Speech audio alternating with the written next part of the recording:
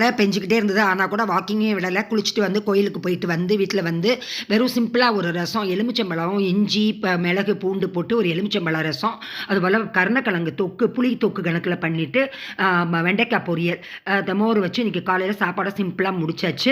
மத்தியானம் வந்து கொழக்கட்டை பண்ணலாம். இன்னைக்கு கொழக்கட்டை பண்ணுவோம் அப்படின்னு சொல்லிட்டு ரொம்ப நாள் ஆச்சுன்னு சொல்லிட்டு, உப்பு கொழக்கட்டை வெறுமனே அரிசி மாவுல 1:2 தண்ணி ஊத்தி, நல்லா வெந்நீர்ல அரிசி மாவ போட்டு நல்லா கலந்து, உப்பு போட்டு உருட்டி வச்சு, அத உருட்டி தனியா வச்சாச்சு. பக்கத்துல வந்து 1/4 கிலோ வெல்லம் போட்டு நல்லா பாகு வச்சு, அதுபோல் வந்து ஒரு 200 கிராம் அரிசி மாவு போட்டு நல்லா கிண்டி அதில் நல்ல ஏலக்காய் போட்டுட்டு, அதில் கொஞ்சம் பாதாம் போட்டேன். இன்றைக்கி சீவின பாதாம் வந்து ஊர்லேருந்து வாங்கிட்டு வந்திருந்தேன்.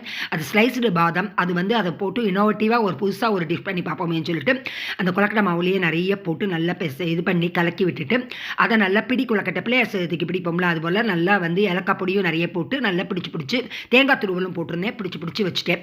இங்கே உப்பு கொழக்கட்டை நல்லா வெந்துருச்சு. அதை வந்து திருப்பி வந்து கொஞ்சம் எண்ணெய் ஊற்றி கடுகு, உளுத்தம்பருப்பு, பெருங்காயம், வரமிளகாய், அப்புறம் வந்து எல்லாமே தாளித்து அதையும் போட்டு கொஞ்சம் காரப்பொடியும் போட்டு நல்லா வறுத்து எடுத்து ஒரு பிடி கொழக்கட்டை நம்ம சாப்பிட்றதுக்கு எங்களுக்கு சாயங்காலம் டிஃபனுக்கு ரொம்ப பசிச்சிச்சு. காலை ரசம் சாதம் சாப்பிட்ணும். அதனால் இந்த கொழக்கட்டையும் போட்டு நல்லா வந்து அந்த பிடி கொழக்கட்டையை வந்து ஒரு நல்ல ஸ்ட்ராங்காக ஒரு இஞ்சி டீ போட்டு சாப்பிட்டாச்சு. இந்த மாவு வந்து நான் ஆக்சுவலாக வடகம் பண்ணணும்னு சொல்லிட்டு 8 மாதத்துக்கு முன்னாடி நான் திரிச்சு வச்சுருந்த மாவு அப்படியே இருந்தது. அதனால் அந்த மாவில் தான் நான் இன்றைக்கி வந்து இந்த கொழக்கட்டையும் பண்ணினேன். பிடி கொழக்கட்டை எல்லாமே அந்த மாவில் தான் பண்ணினேன்.